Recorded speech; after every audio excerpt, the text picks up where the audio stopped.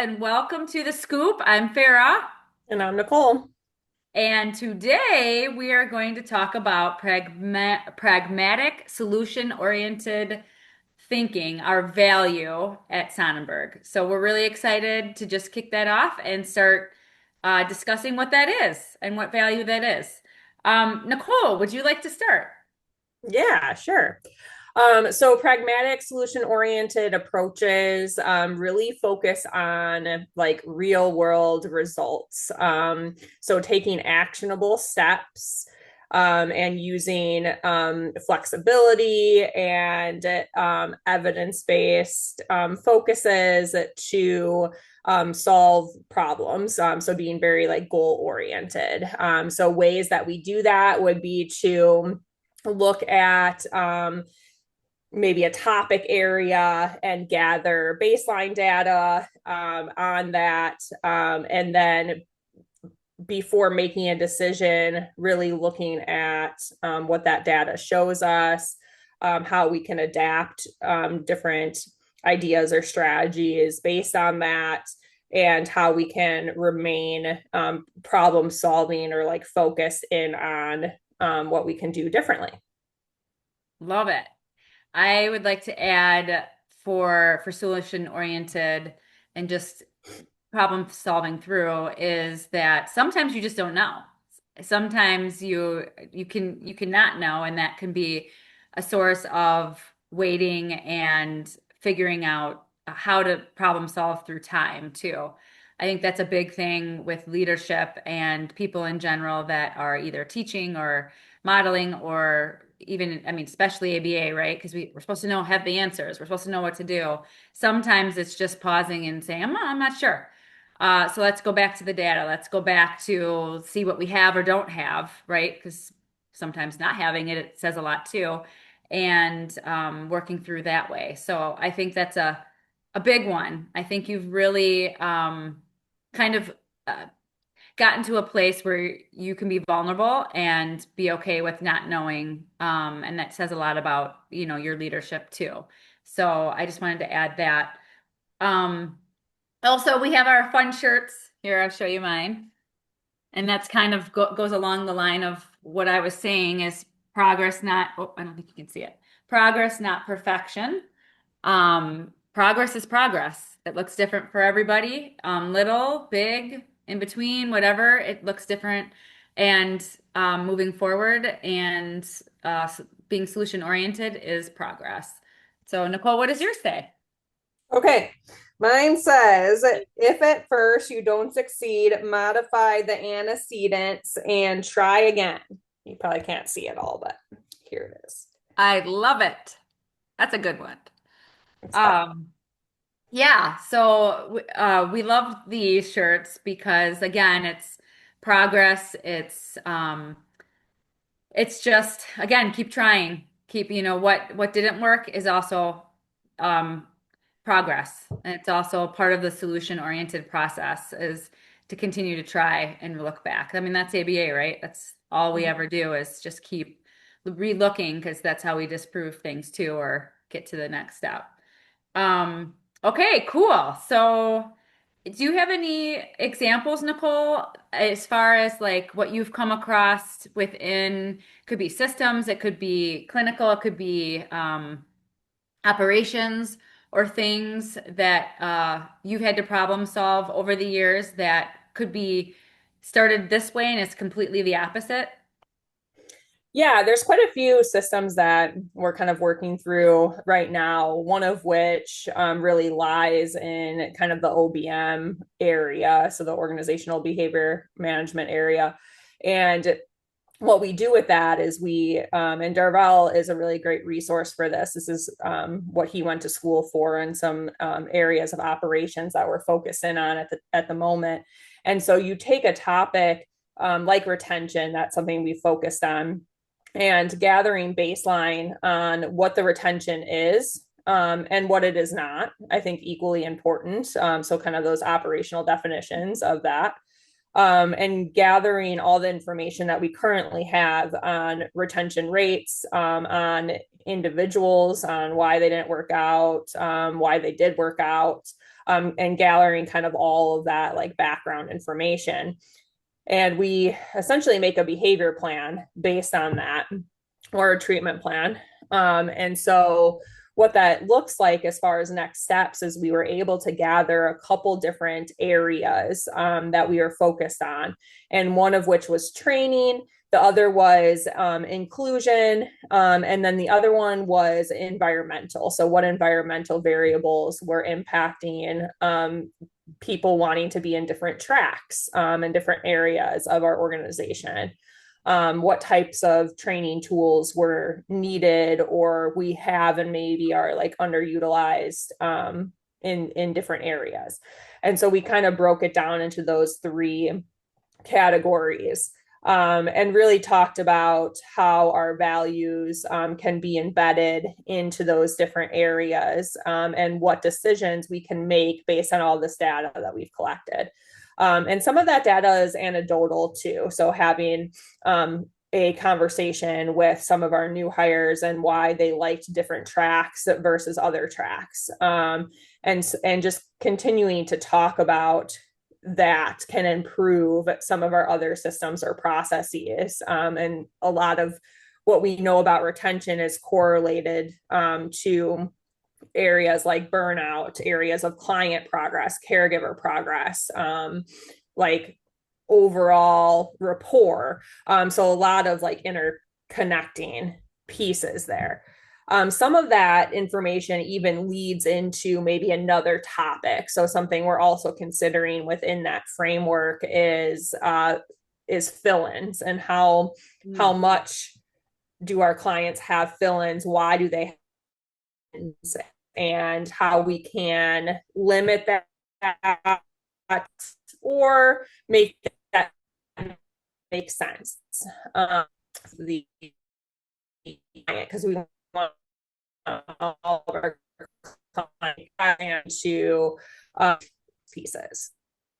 So that's what we are looking at in relation to that. So that's one area of how we engage in the pragmatic principle.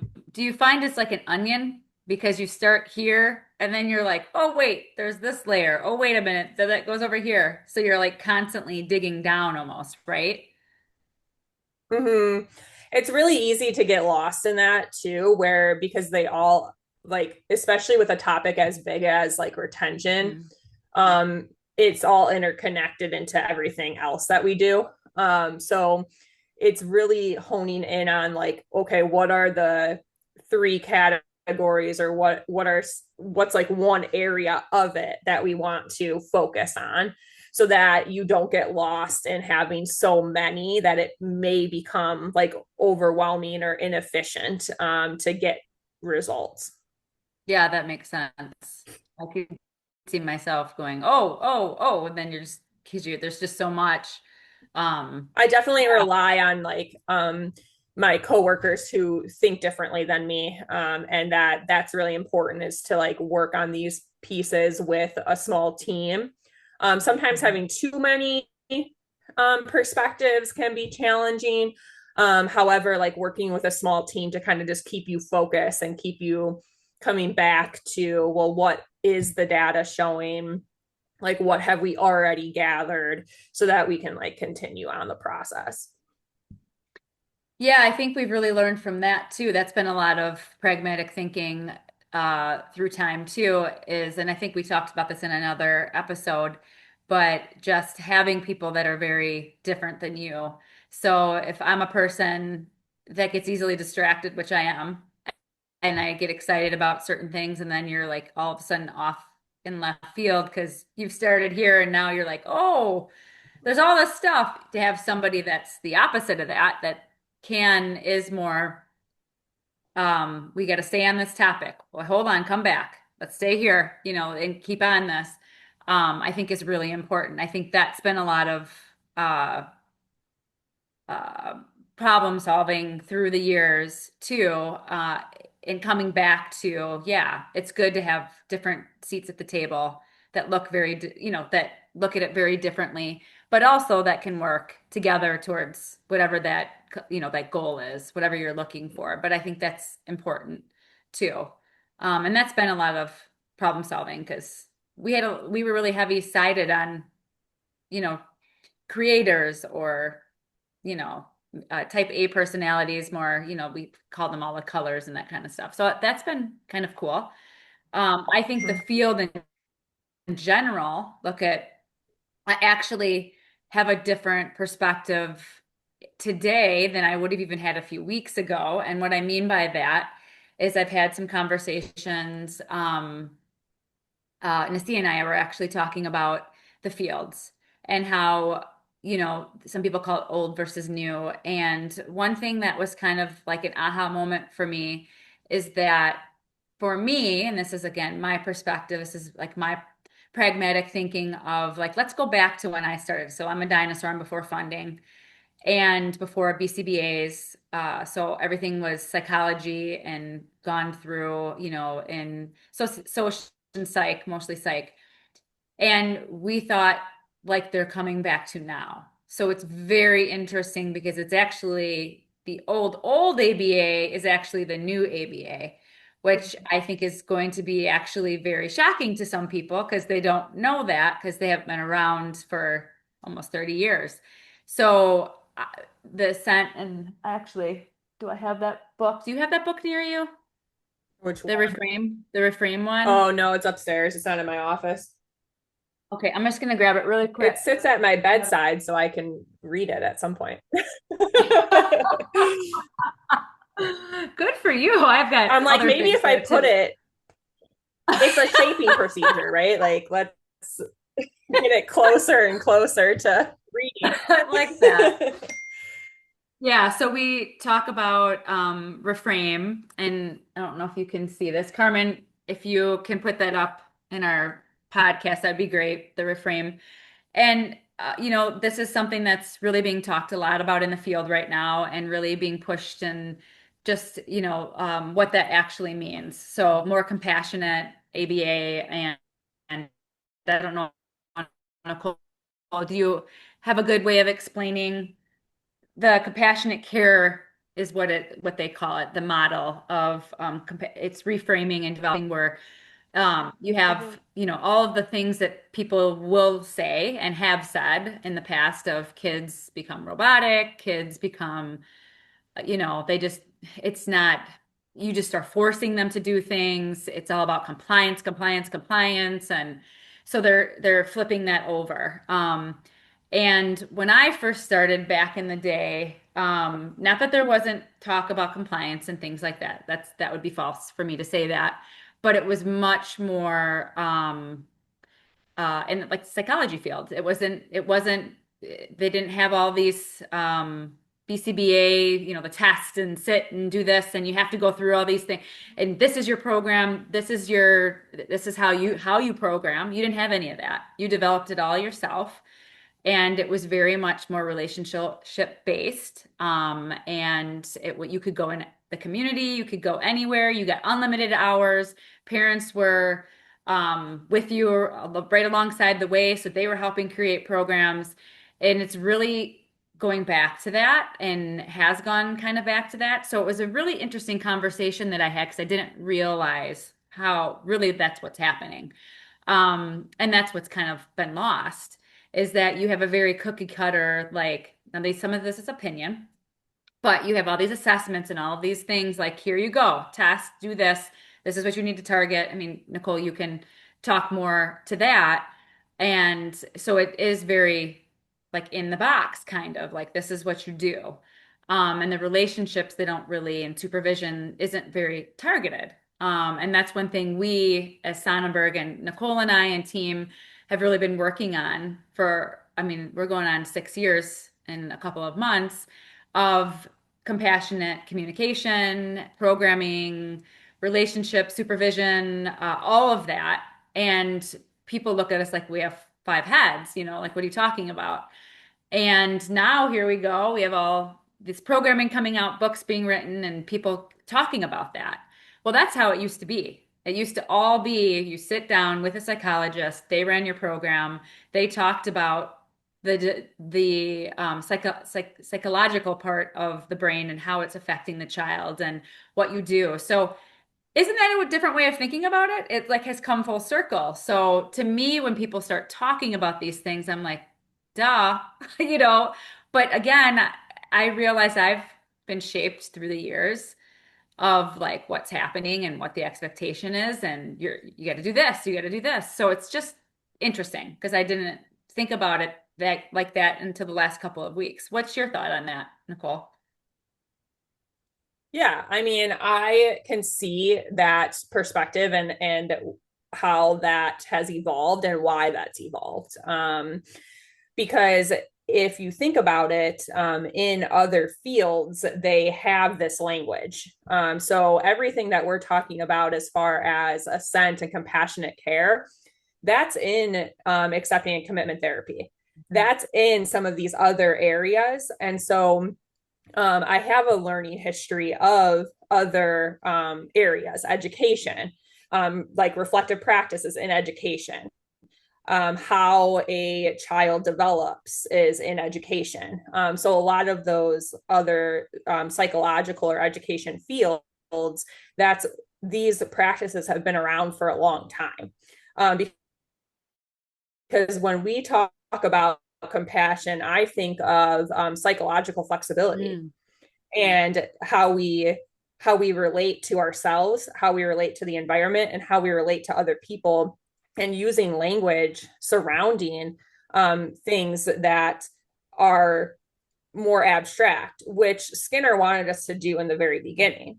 Was he looked at these other areas in psychology to use emotions and to talk about internal events, and that those were equally important as external events. And I think, although that's a little bit different from what we're talking about as far as assent and compassion goes, however, I do think that it's related and like it can be correlated to this bigger picture of what are we trying to do, and that is to make sure that we remain in a human service field, because that's what it is.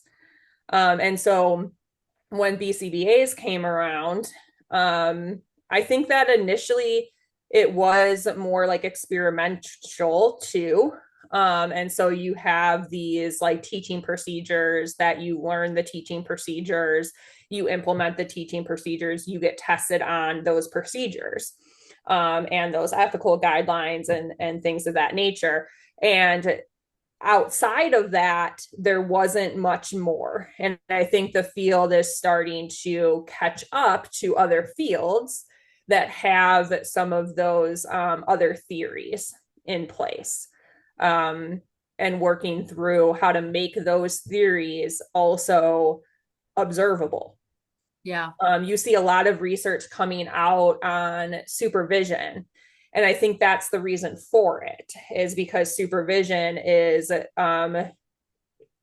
leaning into more values based decision making, looking at what people care about and how they're going to relate to other cultures or other people, and what does that supervisor supervisee relationship look like, why is that important, and how do we start to incorporate those that flexibility and that learning with one another so that it directly like goes to the client and goes to the caregivers and goes to all these other areas.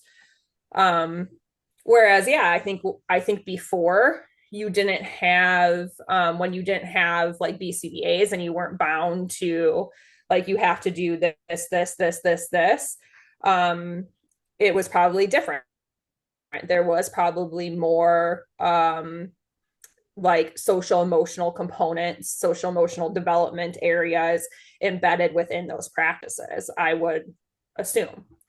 And although it's great to have guidelines, um, I think we can expand those now. And we're at a point of doing that, especially with as much as you have to build a field, you also have to hold capacity for what the world is showing you too. And kind And of, what the data is showing you too. yeah, and what we like.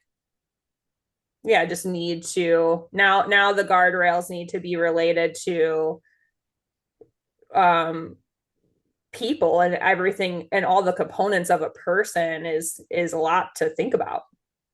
For sure. I know I was thinking a lot as you were going through that. I was thinking about all the years of how it's changed. And so, some of this is opinion too, but I think in all areas of any field, any relationship, anything, a lot of times when you're looking for, let's say you're looking for, so you can replicate, right? And you can prove and you can disprove. Mm-hmm. It can become very tight and very specific when that wasn't necessarily your intent in the end was outcomes, yes, and to show that it works because that's how you get funding, that's how you continue, that's how all the stuff. It also becomes very heavy on one side as far as so while there was a lot of problems in the beginning because you had a lot of people babysitting or just not doing anything because there wasn't as Mm-hmm. much regulation and you had parents leaving and you it's not uncommon to have 50 hours 60 hours in a week and you're like what are you really doing in that 50 or 60 hours like is it really that effective or what have you and that's a lot of money and it's equality versus so you had a lot of stuff so then they tighten up and they set more guidelines and but then it becomes very like this and it just Mm-hmm. becomes more and more. So now you have so much paperwork and so much like I know social work. If anyone on here is listening, you're going, "Yep." Like it's my sister is a social worker. She's like, "You do way more paperwork than anything else." And I know in our field we do too. So you have to have a balance. So you've got to pull back out and go, "Okay, wait, what are we doing? These are humans." First of all, and people are telling us that we're doing this, and it's some of these results are very, you know, um, what's the word I'm like robotic, but there's other words than that. I don't know why I can't think of one. And so what do we do about that? Because we don't want that either. But there's really good things that came about that repetition and teaching in a certain way. And can we do it? Can we generalize it faster? Can we generalize from the beginning? That's not right. Like, what do you do in versus discrete trial sitting at a table and teach it the way you teach that way looks very different or can look very different than what we're doing now or so that my big thing is from being solution oriented and looking back for the last however many years whatever 28 years is I just want to pause and make sure that we don't go completely off the other way. So it's not, we don't lose the, um, what am I trying to say? Some of the great gains that we've made by proving by that repetition, where there's a lot more like, did you do this or did you do this or did you do this? Or I've heard people say, like ABA is bad because you shouldn't teach anything. They should let them be themselves. There's a lot of talk about that too. And what does that mean exactly? What do you think that means, Nicole, when people say things like that? What's your thought on that? I think in anything, especially as it relates to like ethical guidelines and things like that, that maybe are more broad in general. In any situation, you're gonna have many perspectives, and you're gonna have someone that reads this same ethical code and guideline and interpret that differently. And some of that, in my opinion, will go to the extreme of like, well, we just can't do it. Some will lie in the middle and be flexible in either direction. And the others um, will not take that into consideration fully or interpret that to mean something maybe completely different or or it's not of value to them. Um, and so I think it's important for us to remain in this pragmatic realm to also look at like, okay, well, what is practical and like taking an ethical code and saying, okay, well, how does this get applied into real life situations? Because that's the other thing that maybe misses the boat is if you're talking about in an education standpoint, you're in a classroom and you're learning this topic, okay, that's going to be delivered much differently than maybe how it's actually applied in in the field, in a workplace with these individuals, with a population that varies quite greatly. Right. And so, how do you do that? So I think that for organizations, it would be ideal to take something like our ethical guidelines and go through line by line. What does this mean to us? And how are we going to implement it? And what's the system of implementation? Because some people look at the word assent and say, okay, they have to say yes to every single thing, Right. or we Right. can't do it. And I think that's when the pendulum swings way over to a application that is not practical, because I would not be happy as a parent and with a daughter who has significant behavioral concerns for you to say yes to her to go to the beach by herself and jump in a lake. That's Right. not okay with me, you know? And so there is like Hope so. there's a medium and there's a we've gone too far. Yeah. And I think that's what I like about we do this a lot in on just our discussions and podcast. We bring up something, oh, remember when we talked about that, and or remember when we did this and we're not doing it anymore. We already have a solution. Let's bring that back. Like there's a lot of drift, and things like that. But really, when I'm opening up this book and I'm looking and it says chapter 1 and what the intention is, the first thing they say is self-reflecting and self-auditing. That's what you just talked about. Mm-hmm. So Mm-hmm. like that's the balance, it's and it says, self-reflecting, self-auditing allow us to exercise both professional um and kind of come back to humanity. And that's really what the whole point is. It's not when you're with a client and the client doesn't want to do something, you're just like, all right, well, just go do whatever you want. We're just going to sit here. And I think that's what sometimes what people may think Mm-hmm. is happening is what I'm hearing you say too. So again, balance though. So knowing, so like when I go back to the beginning, when I'll go back, let me think how many years this was, 23 years ago, maybe 25 years ago. And I can remember working with a specific client down in Libertyville. And this is exactly what I was doing, like almost to a T. In fact, they said, we've been with ABA provider. This is not ABA. And I'm like, yes, it is. I'm still using all of the basic principles. And we got so much farther because this is what we would say old ABA. We're putting them and holding them down, forcing them to do things and things like that. I say that I shouldn't say forcing, but really prompting and working on compliance in that way.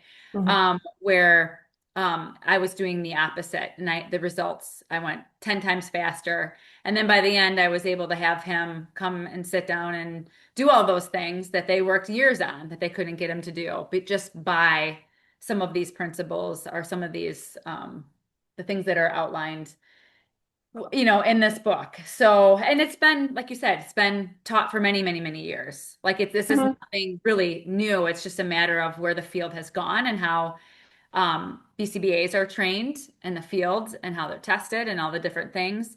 So I'm really excited because that's a lot of solution pragmatic thinking is, hey, we're missing something. What do we got to do? And you have a lot of professionals out there that are amazing that are like, yeah, I'm seeing this. I'm feeling this. I'm watching burnout. I'm watching people move faster and faster and faster and faster and faster because they got to get more done. They got more paperwork. They got more of this and da da da da. And what we got to do something about this. So I'm personally, that's what I love about the field is we're always thinking. It's, always trying to think like, what did we do that was really effective, that worked well, that slowed us down, that had us be more present, that had us again, the self-reflection, right? The reflection on the field and whole. And I'm excited that we're going this way. And I really am glad that we really have a good base of that because it's a lot in the beginning. It's a lot Mhm. now, but it's a lot in the beginning to, to really understand and take that on. Would you say? Because I mean, we're so many years. Yeah. It's yeah, and I think for me personally, like you in order to build a reflective practice, it starts with you. And so how do you engage in self-reflection and how do you hold time and space for that? And I think that was the hardest thing for me was like I really need to be in the present moment. And outside of that moment, I need also dedicated time to myself to engage in self reflection. And then what does that process look like for me as an individual? Like how do I do that? Because that can look different for each person. And really this pragmatic piece is the reflection. And we've done this in other ways too, where like we've used like the what, so what, now what kind of reflective tool, and we're embedding another tool into our supervision practices right now on how that looks. And it can be it can't happen without you as an individual engaging in flexibility and embedding self-reflection into your everyday life. Because if you can't do it, then how do you teach other people to do it? And how do you teach teams to do it? And how do you embed it into an overall culture? So it's the willingness that Yeah, we that's been a big talk word about. that's come up, is like the willingness to open up, because you also sit in a vulnerable state in doing some of these pieces when you're really looking inward. um and the other thing that's come up is this right and wrong piece, which we all have. We've talked about this in other podcasts as well, is that can hold somebody back from being vulnerable. Because if you start, and it can hold you back from being self-reflective too, if you start implying rules onto yourself, like I should have done this, I could have done that. Those are rules that you're now giving yourself. And so you can see maybe how that closes it down your ability to be open-minded and to be willing and to be flexible, all of those pieces. That really, that honestly is it right there. It's being okay. Vulnerability is everything when you can let it go and just be like, that's what I mean by like, I don't know. Because there's lots of things I don't know. And I know a lot of what I don't know. So that's good because I Mm-hmm. know like there's a whole, and you're never done. You just keep going. And I think that I've heard people say, I've felt it, that can be overwhelming sometimes when you're like, oh, I think I got this mastered. I got this. And you never really do, and so you just keep going. And that's where the not right and wrong comes in. It's just a process. It's just Mm-hmm. learning. It's just, and I think what's the coolest is when you find yourself speaking or talking or listening. Listening's another big one, and you're reflecting as they're speaking. Like when you're talking about all the stuff that you're talking about, I was going through all the years of, oh yeah, I could see that, or oh yeah, I did that, or oh, I remember when that happened, and I'm kind of,